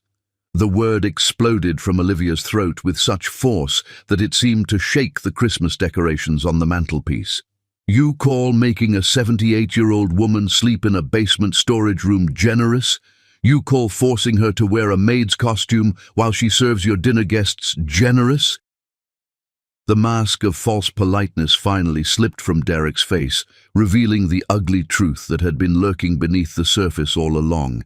He didn't just dislike Michaela, he actively despised her, and he had enjoyed every moment of her suffering. "Your precious grandmother needed to learn her place in this house," he snarled, his voice dripping with years of accumulated resentment. "We've been supporting Jason's poor choices for years, and frankly, we were tired of pretending that some trailer park matriarch deserved to be treated like royalty just because she managed to raise a granddaughter with expensive tastes." The words were designed to inflict maximum damage, striking at everything Olivia held sacred: her love for Michaela, her respect for their humble beginnings, and her belief that family meant something more than shared DNA and mutual obligation. But what Derek didn't realize was that his cruelty had just unleashed something far more powerful than his petty resentments could ever hope to contain: the protective fury of a woman who had spent her entire life being loved unconditionally and who would move heaven and earth to defend the person who had made that love possible. "Get out," Olivia said, her voice so quiet that it seemed to come from somewhere deeper than her vocal cords. "All of you, get out of this room right now, because what I'm about to say is going to change everything, and you're going to want to remember this moment for the rest of your miserable lives." They didn't move at first, probably thinking that she was just having an emotional outburst that would blow over once she calmed down and realized how dependent she was on their charity. But then they saw her eyes, really saw them, and understood that they were looking at someone who had just discovered a strength she never knew she possessed, and who was about to use that strength to destroy everything they thought they knew about power and privilege and the ability to treat other people as less than human. What happened next would become the stuff of family legend, talked about in whispers for generations as the moment when love finally stood up to cruelty and delivered a reckoning that no one involved would ever forget. Chapter 9. Paths to Redemption. You want to know what $42 million looks like? Olivia's voice carried the deadly calm of someone who had finally found the perfect weapon to use against people who worshipped money above all else. And as she pulled out her phone to show them the bank transfer confirmation, Derek's family began to understand that they had just made the most expensive mistake of their lives. "It looks like the freedom to walk away from people who mistake charity for the right to torture others." The numbers on the screen hit them like a physical blow: more money than any of them would see in their lifetimes, more wealth than Derek's entire real estate empire was worth, more power than they could ever hope to wield through their petty cruelties and social manipulations.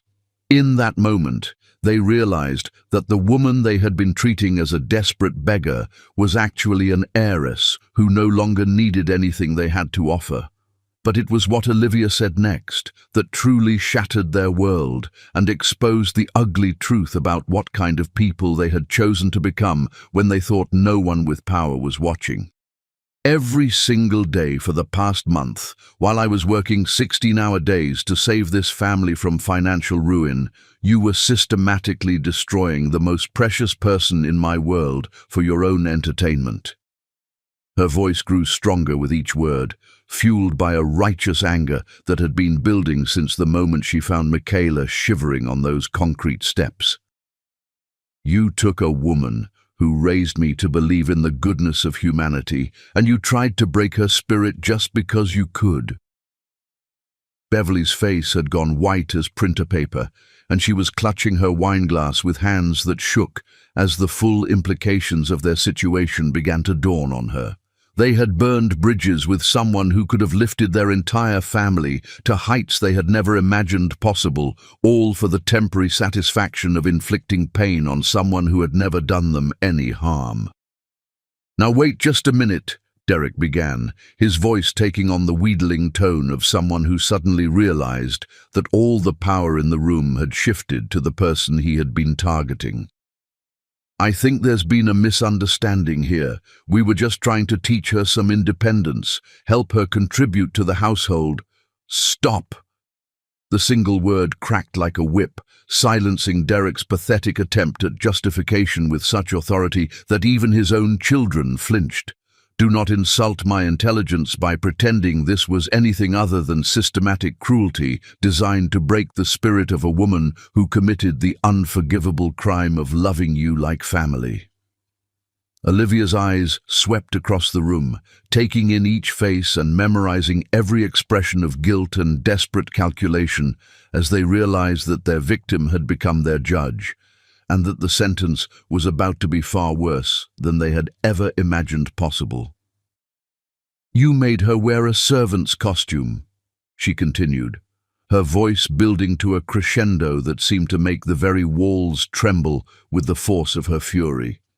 "You made her sleep in a basement storage room without heat or dignity. You made her serve your dinner guests while you laughed about how broken in she seemed. You took a woman who deserves nothing but love and respect, and you turned her into your personal entertainment." The silence that followed was broken only by the sound of Patricia beginning to cry, not from remorse, but from the dawning realization that their actions had consequences they had never bothered to consider. But Olivia wasn't finished. She had 40 days' worth of love and 40 years' worth of gratitude to express, and she was going to make sure that every single person in that room understood exactly what they had lost through their casual cruelty. "That woman you treated like garbage raised me from a baby to a businesswoman through pure love and sacrifice," she declared, her voice ringing with the authority of someone who had finally found her true purpose. "She worked 3 jobs to buy me a winter coat. She cleaned office buildings until her hands bled to pay for my education. She loved me so completely that I grew up believing I was the most precious person in the world. And that belief gave me the confidence to build an empire." The family members shifted uncomfortably as they began to understand that they hadn't just been tormenting an elderly woman. They had been systematically destroying someone whose love had created the very success they had been hoping to exploit. "And when this family faced bankruptcy and ruin," Olivia continued, her voice growing softer but somehow more dangerous, "she offered her greatest treasure, her memories of the son-in-law who died too young, so that we could sell his property and rebuild our lives. She sacrificed her past to secure our future, and you repaid that sacrifice by trying to destroy her present." Derek's bravado was crumbling like a house built on sand, and when he tried to speak again, his voice came out as barely more than a whisper. "Olivia, please, you have to understand, we didn't know about the money. If we had known you were coming back with enough to solve everything. If you had known I had money, you would have treated her better." Olivia's laugh was sharp enough to cut glass, and it carried a contempt so pure that it seemed to poison the very air in the room. "So her worth as a human being was dependent on my bank account? Her right to dignity was conditional on her financial usefulness to you?" The question hung in the air like a sword of judgment, and everyone in that room knew there was no answer that wouldn't damn them further in the eyes of someone whose love they had foolishly chosen to test. It was Marcus Jr. who finally broke the silence, his voice carrying the whine of someone who had never faced consequences for his actions and couldn't understand why this time was different. "Come on, Olivia, she's just one old woman. We can make this right. We can give her a better room, treat her better, make up for any misunderstandings. Just one old woman. Olivia repeated the words with the tone of someone savoring a particularly bitter irony. That one old woman is worth more than all of you combined, and the fact that you can't see that tells me everything I need to know about who you really are beneath all the pretense and politeness. She turned away from them then, as if they were no longer worth her attention, and began walking toward the kitchen, where Michaela was waiting with the patience of someone who had learned to expect nothing and therefore could never be disappointed. "Grandmother," she called, her voice transforming from ice-cold fury to warm honey in the space between words. "We're leaving. Pack whatever belongings they allowed you to keep, because we're never coming back to this house again." The scramble that followed was both pathetic and predictable, as Derek's family suddenly realized that their cruelty was about to cost them everything they had hoped to gain. They followed Olivia into the kitchen like a pack of wolves who had suddenly discovered that their prey was actually a lioness, their voices overlapping in a cacophony of desperate bargaining and hollow apologies. "Wait, Olivia, please. We can work this out. It was all a misunderstanding. We'll make it up to her. You can't just leave." But their words bounced off Olivia like raindrops off a roof, because she had already moved beyond anger into something far more powerful. The absolute clarity of someone who had finally seen people's true nature and would never again be fooled by their masks of civility. "The only misunderstanding," she said without turning around as she helped Michaela gather her few possessions, "was believing that sharing DNA with my husband made you family. Real family doesn't torture elderly women for entertainment. Real family doesn't mistake cruelty for authority. Real family protects the vulnerable instead of preying on them." It was at that moment that Jason finally appeared in the kitchen doorway, looking like a man who had been running for miles and had arrived just in time to witness the destruction of everything he had once called home. His eyes took in the scene, his wife helping his beloved surrogate grandmother pack her belongings while his biological family pleaded desperately for forgiveness they didn't deserve, and the expression on his face revealed the full scope of his shame and regret. "Olivia," he said, his voice breaking with the weight of everything he had allowed to happen through his cowardice and absence. "I tried to stop them. I came back tonight to stand up to them, to protect her, to make things right." 40 days too late," Olivia replied, her voice carrying the finality of a door slamming shut on everything they had once been to each other. 40 days while the woman who loved you like a son was being systematically tortured by the people you should have protected her from. The accusation hit Jason like a physical blow, and he sank against the doorframe as if his legs could no longer support the weight of his failures. He had failed as a husband, failed as a man, and most unforgivably, failed as someone who had been entrusted with the care of the most precious person in Olivia's world. "I know I failed her," he whispered, his voice barely audible above the continued pleading of his family members. "I know I failed you. I was so ashamed of losing everything, so humiliated by having to depend on them for charity, that I couldn't face the reality of what they were doing to her." The explanation was honest, but inadequate, the kind of truth that revealed character flaws too deep to be excused by circumstances or forgiven through simple apologies. As Olivia helped Michaela toward the door, carrying the small suitcase that contained everything Derek's family had allowed her to keep from a lifetime of memories and treasures, she paused just long enough to deliver the final judgment that would haunt all of them for the rest of their lives. "You had a choice," she said, her eyes moving from Derek to Beverly to their children and finally settling on Jason with a sadness so profound it seemed to fill the entire room. "Every single day, for 40 days, you had the choice to be better people than you chose to be. You had the choice to show kindness instead of cruelty, compassion instead of contempt, love instead of power. And every single day, you chose wrong." The truth of those words settled over the kitchen like a shroud, because everyone present knew that she was right. They had been tested, and they had failed in ways that revealed the ugly reality of who they were when they thought no one was watching or caring enough to hold them accountable. "The money I earned selling my father's property will never come near any of you," Olivia announced as she opened the back door to lead Michaela out into the December night. "The life we rebuild will never include people who mistake charity for the right to torture others. And the family we create going forward will be built on love and respect, not blood and obligation." As they walked away from that house of cruelty and systematic betrayal, Michaela leaning heavily on her granddaughter's arm, but walking with renewed dignity, neither of them looked back at the people who had revealed their true nature through 40 days of unnecessary suffering. Behind them, Derek's family stood in the doorway, watching $42 million walk out of their lives forever, finally understanding that some mistakes carry prices too high to ever pay, and some bridges, once burned, can never be rebuilt, no matter how desperately you wish you could return to the moment before you struck the match. Chapter 10. Love's Second Chance.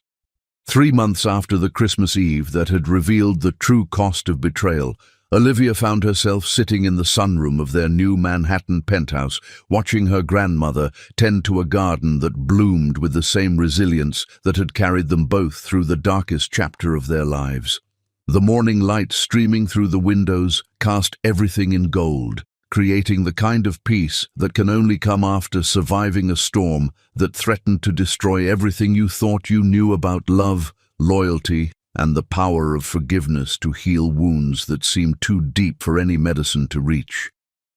But it was the sound of footsteps in the hallway that made Olivia's heart skip with a mixture of hope and hesitation, because those footsteps had been arriving every morning for the past month, carrying with them a broken man's desperate attempt to prove that redemption was possible even after the most devastating failures of character and courage.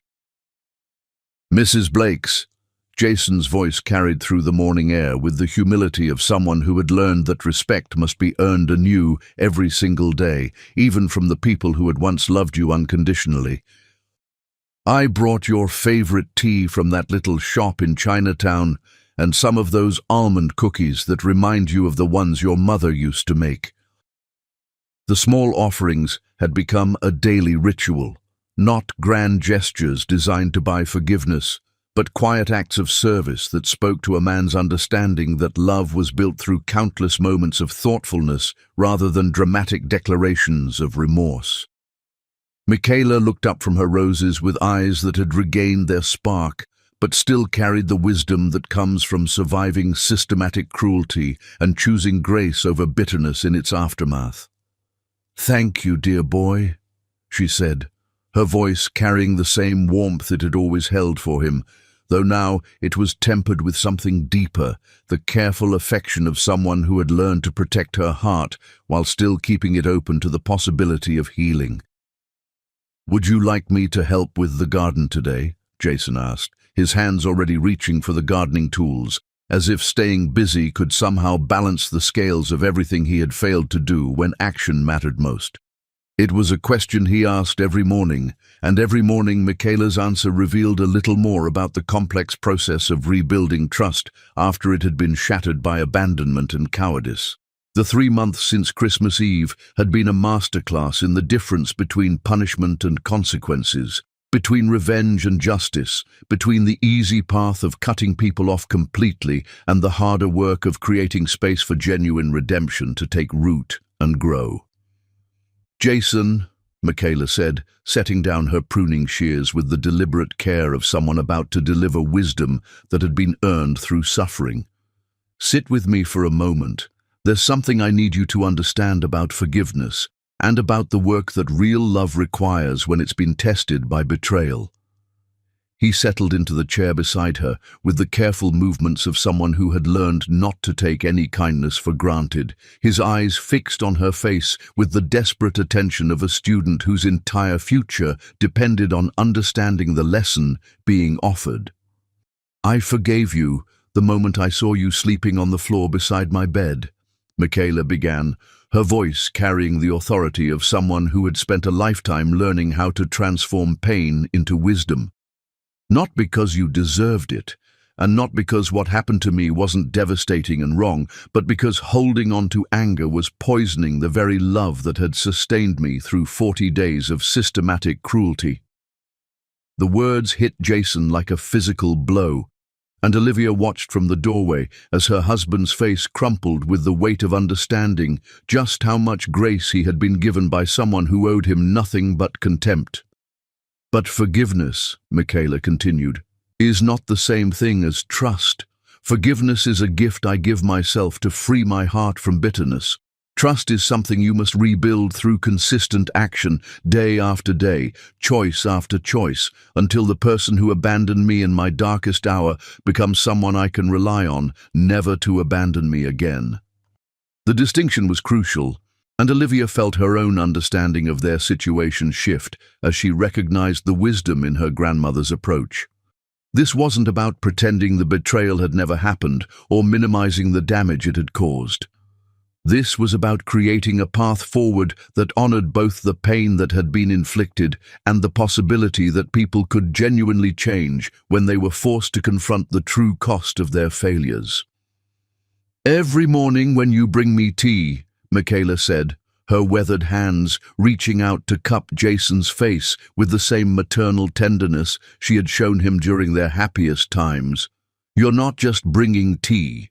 You're showing me that you've learned the difference between convenience and commitment, between comfort and courage, between being sorry about consequences and being transformed by understanding." The tears that ran down Jason's cheeks were the kind that come from a soul being rebuilt from the ground up, and Olivia felt her own heart crack open with the possibility that maybe, just maybe, their family could emerge from this crisis stronger than it had been before the testing began. "I dream about those 40 days every night," Jason whispered, his voice breaking with the weight of memories that would haunt him for the rest of his life. "I dream about coming home and finding you in that basement, dream about seeing you in that uniform, dream about all the times I drove past the house because I was too much of a coward to face what my family was doing to the woman I should have been protecting with my life." "Good," Michaela replied with surprising firmness, though her touch remained gentle. "Those dreams are the price you pay for learning who you really are when everything comfortable is stripped away. The question isn't whether you'll carry that guilt. The question is what you'll build with it." It was at that moment that Olivia stepped fully into the sunroom, her heart full of love for both of these people who had been wounded by the same betrayal but were finding different ways to heal from the damage it had caused. "Grandmother is right," she said, settling into the chair on Michaela's other side with the grace of someone who had finally learned to balance justice with mercy, accountability with compassion. "The man who abandoned you during those 40 days isn't the same man who's been sleeping on our doorstep every night for the past month, refusing to leave until he's proven that he understands what love actually requires."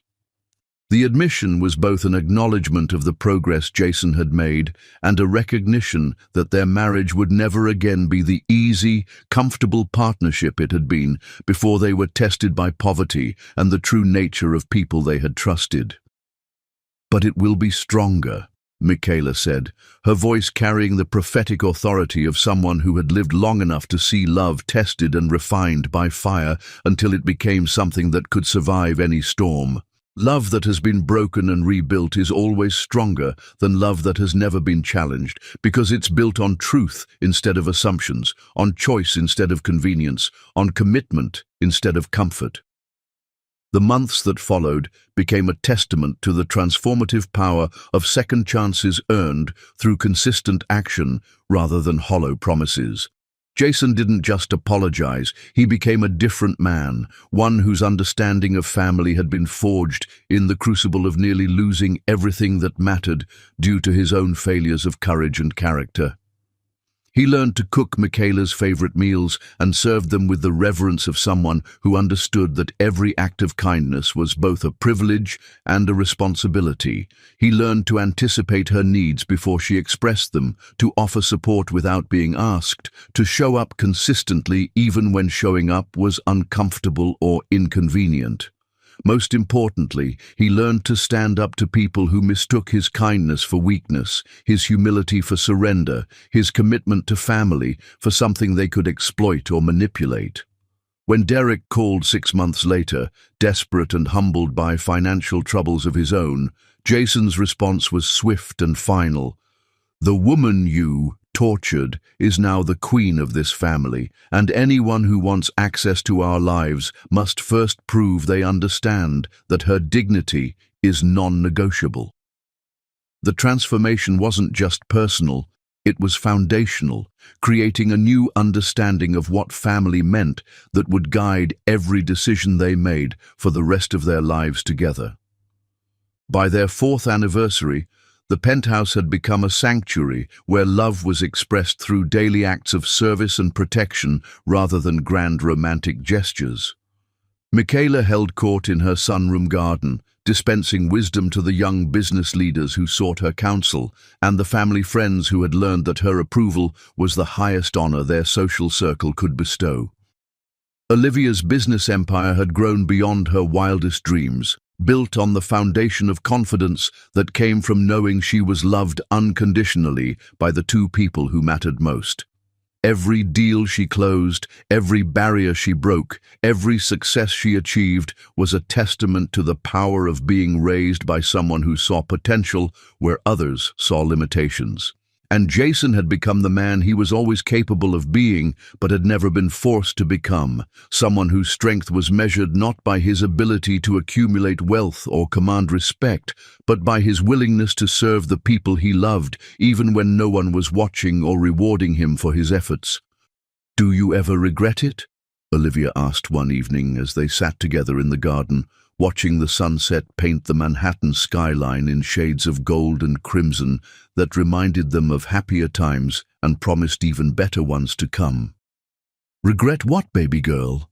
Michaela replied, her hands busy with the evening flowers that bloomed only in darkness, creating beauty that most people never saw because they weren't willing to stay awake long enough to witness the miracle. "Forgiving him, giving us another chance, believing that people can really change after they've shown you who they are when everything falls apart." Michaela was quiet for a long moment, her weathered hands still working among the night-blooming flowers as she considered a question that went to the heart of everything they had all learned about love, loyalty, and the courage required to build something beautiful from the wreckage of what had been destroyed. "I regret the 40 days, she said finally, her voice carrying the weight of memories that would never fully fade but had been transformed from sources of pain into sources of strength. "I regret the basement and the uniform and the loneliness of believing I had been forgotten by the people I loved most. But I don't regret the choice to forgive, because forgiveness taught me something I never knew about the power of love to heal wounds that seemed too deep to survive." She looked up at them then, her eyes bright with the wisdom that comes from surviving the worst that people can do to each other and choosing to believe in their capacity for redemption anyway. Love that survives betrayal becomes something different than love that has never been tested. It becomes a choice you make every single day, a commitment that's stronger than comfort, a bond that's deeper than blood or convenience or even happiness. It becomes the kind of love that can move mountains, part seas, and turn broken people into whole families. As if to punctuate her words, Jason appeared with a tray of tea and the almond cookies that had become his daily offering, his movements carrying the quiet grace of someone who had learned that the most important work happens in small moments when no one is keeping score. "I brought extra tonight," he said, settling onto the ground at Michaela's feet with the comfortable intimacy of someone who had earned his place in their family through consistent love rather than accident of birth. I thought we might celebrate the anniversary of the day we all learned what love really means. The anniversary of Christmas Eve, the day that had seemed like the end of everything, but had actually been the beginning of something far more beautiful and resilient than anything they had lost. As they sat together in their garden sanctuary, sharing tea and cookies and the comfortable silence of people who had learned to treasure every moment of peace they could create together, none of them mentioned the checks that arrived every month from Derek's family. Desperate attempts to buy forgiveness that were returned unopened because some things can't be purchased and some relationships once broken by systematic cruelty can never be repaired no matter how much money you throw at the damage. Instead, they celebrated the family they had rebuilt from the ashes of betrayal, stronger and more beautiful than anything they had lost, rooted in truth and watered with the kind of love that can survive any storm because it has already survived the worst that people can do to each other and chosen to bloom anyway. In the distance, the city lights sparkled like stars brought down to earth, a reminder that even in the darkest places, there is always light for those who know how to look for it, and courage enough to nurture it until it grows into something that can illuminate the world.